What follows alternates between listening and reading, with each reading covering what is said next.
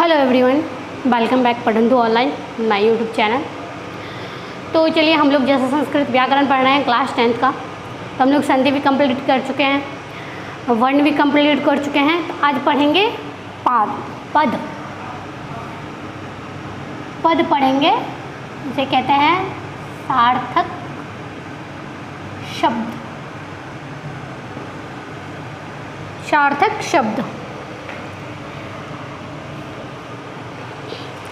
सार्थक शब्द वो होते हैं जो वाक्य में प्रयोग करने पर किसी चीज़ का अर्थ हो। लिख लीजिए, सार्थक शब्द वो होते हैं जो वाक्य में प्रयोग करने पर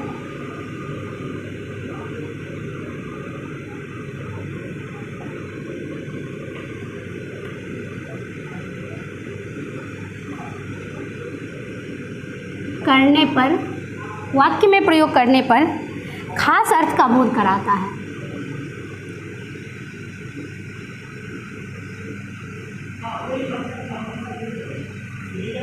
अर्थ का बोध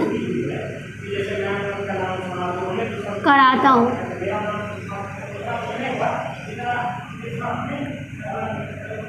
उदाहरण के लिए,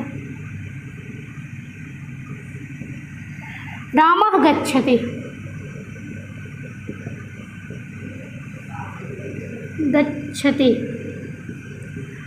रामः गच्छति, ये दोनों शब्द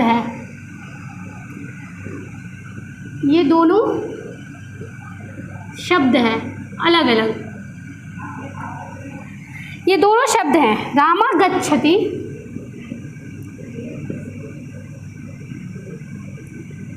जब ऐसे लिखते हैं इसको तो ये पद हुआ, ये पद हो गया, ये पद हो गया। अब इस उदाहरण में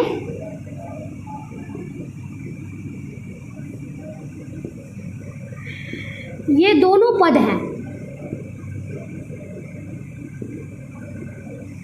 इस उदाहरण में ये दोनों पद हैं, रामः गच्छति,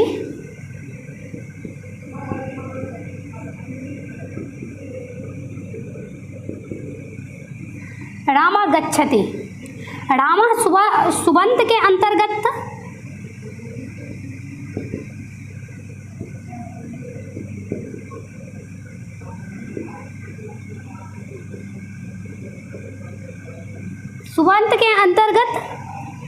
तथा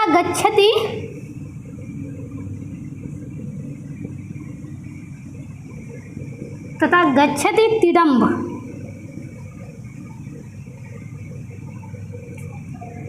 तिरंड के अंतर्गत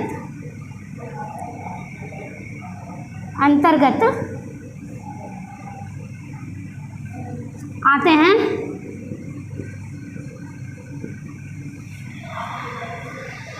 सार्थक शब्द वो होते हैं जो वाक्य में प्रयोग करने पर खास अर्थ का बोध कराते हो। मतलब किसी शब्द जैसे संज्ञा, सर्वनाम वगैरह इसमें भी पढ़ेंगे, पद में ही पढ़ लेंगे। तिरंत और सुबंत में सारा है, लकार धातु सारा इसी में आ जाता है। तो सार्थक शब्द वो होते हैं जो वाक्य में प्रयोग करने पर खास अर्थ का बोध कराते हो। रामः और कौमा यहाँ पे हम लिख दिए गच्छति, ये दोनों अलग अलग शब्द हैं। रामः गच्छति अगर हम लिख दिए इसी को तो ये एक पद हो गया, एक पद में दो शब्द हैं। इस उदाहरण में ये दोनों पद हैं, रामः और गच्छति। रामः सुबंत के अंतर्गत तथा गच्छति तिरंत के अंतर्गत आते हैं। अब पद को दो भागों में बांटा गया है, आप लोग, एक सुबंत एक तिरंत। तो आप लोग इसे नोट कर लीजिए। अब हम सुबंत और तिरंत दोनों को ही अलग अलग पढ़ाएंगे।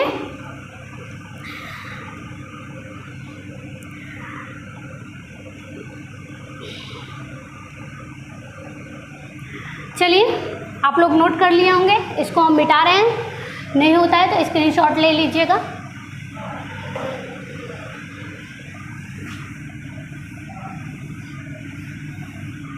अगर नहीं हो पाता है तो आप लोग इसका स्क्रीनशॉट ले लीजिएगा तो ज़्यादा बेहतर होगा। व्याकरण में पतंजलि पदों का वर्गीकरण।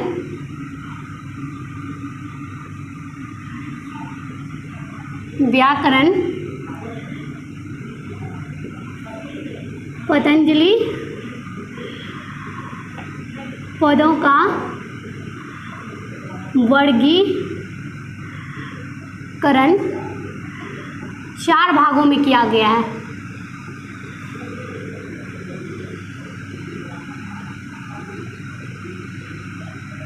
किया गया है।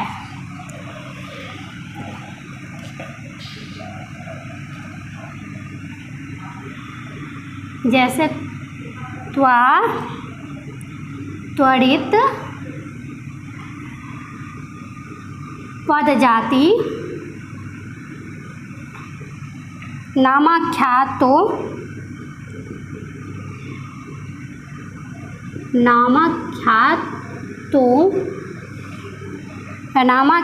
पसर्ग, निपाता,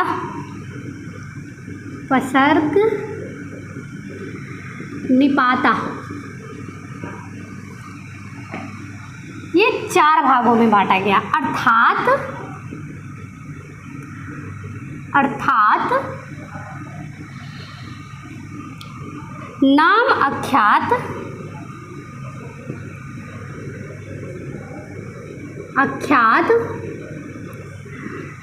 नाम अख्यात, उपसर्ग और निपात।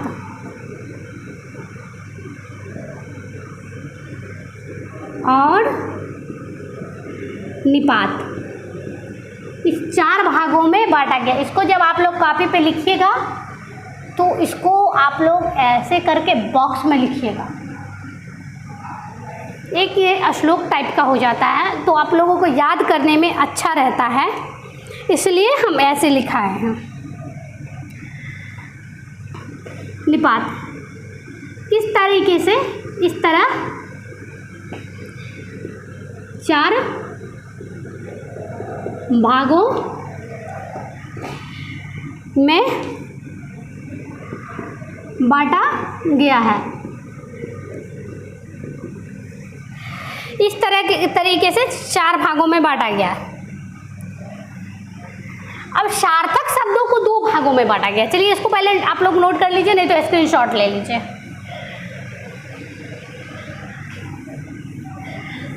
पूरे सार्थक शब्दों को 2 भागों में बांटा गया, सुबंत और तिरंत। पूरे सार्थक शब्द जो है, पद जिसे हम पढ़ा रहे हैं, डेफिनेशन किया है, उसे 2 भागों में बांटा गया है, सुबंत और तिरंत। तो आप दोनों को अलग अलग पढ़ेंगे तो पहले तो 2 भागों में बांट लें। आप लोग नोट बनाइएगा।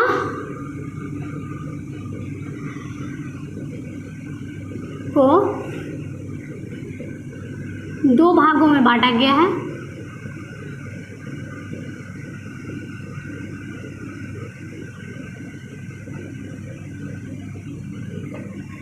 पहला सुबंत, दूसरा तिरंत। यही 2 भाग है इसका। पहला सुबंत, संज्ञा और संज्ञा के सूचक शब्द।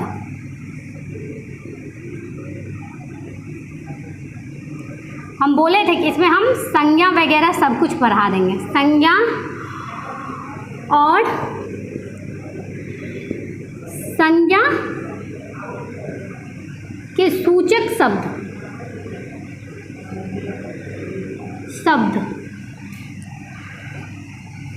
सुबंत के अंतर्गत आते हैं।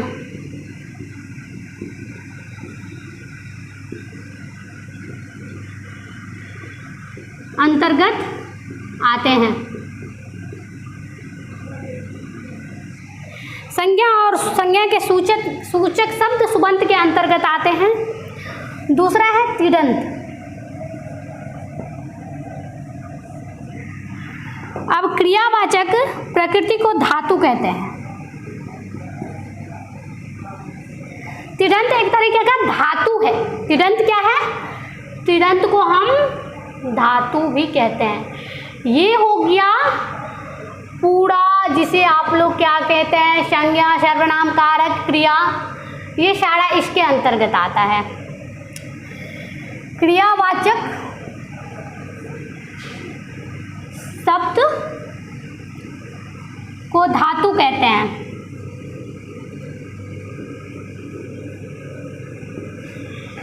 क्रियावाचक शब्द को धातु कहते हैं। तो आसान से शब्द में आप लोग समझ लीजिए, सार्थक शब्दों को दो भागों में बांटा गया, सुबंत और तिङन्त। सुबंत किसे कहते हैं? संज्ञा और संज्ञा के सूचक शब्दों को सुबंत कहते हैं। संज्ञा, the noun is name of word. तो संज्ञा नाम या जो संज्ञा की तरह सूचित करता है, जैसे कि अगर हम किसी का नाम नहीं लेते तो उसको, तो संज्ञा या संज्ञा के सूचक शब्दों को सुबंत कहते हैं। तिङन्त क्या है? क्रियावाचक शब्द को धातु कहते हैं। जो भी किया जाता है क्रिया, जो दैनिक जीवन में, तो धातु में ही लकार वगैरह पढ़ेंगे हम लोग। तो क्रियावाचक शब्द को धातु कहते हैं, तिङन्त कहते हैं। धातु या यहाँ लिख लीजिए आप लोग समझने के लिए, तिङन्त तो कहते हैं। अब आगे हम लोग पढ़ेंगे, पहले सुबंत के को डिफाइन करेंगे, उसमें संज्ञा सर्वनाम जितने भी हैं पढ़ लेंगे। उसके बाद हम लोग धातु पे आएंगे, तिङन्त पे आएंगे। तो चलिए फिर आगे हम लोग देखते हैं सुबंत और तिङन्त के को जानते हैं। सुबंत किसे में क्या क्या आता है, तिङन्त क्या क्या आता है सुबंत। तो देखते रहिए मेरा YouTube channel Padhantu online, like and subscribe कीजिए। आगे हम आप लोगों के लिए संस्कृत का और भी वीडियो लेकर के आएंगे। कल हम इसी को डिफरेंशिएट करेंगे सुबंत को। अब हम सुबंत पे चलेंगे, जिसमें हम लोगों को से क्या कहते हैं, संज्ञा पढ़ेंगे, क्रिया पढ़ेंगे, कारक पढ़ेंगे। तो वो सब हम लोग पढ़ेंगे। फिर धातु पे आएंगे तो पुरुष पढ़ेंगे, लिंग पढ़ेंगे, वचन पढ़ेंगे। तो सारा इसी के अंतर्गत पढ़ेंगे। सुबंत और तिङन्त के अंतर्गत ही हम लोग सारा चीज़ पढ़ेंगे। तो चलिए आप लोग देखते रहिए पढ़न्तु ऑनलाइन। तब तक के लिए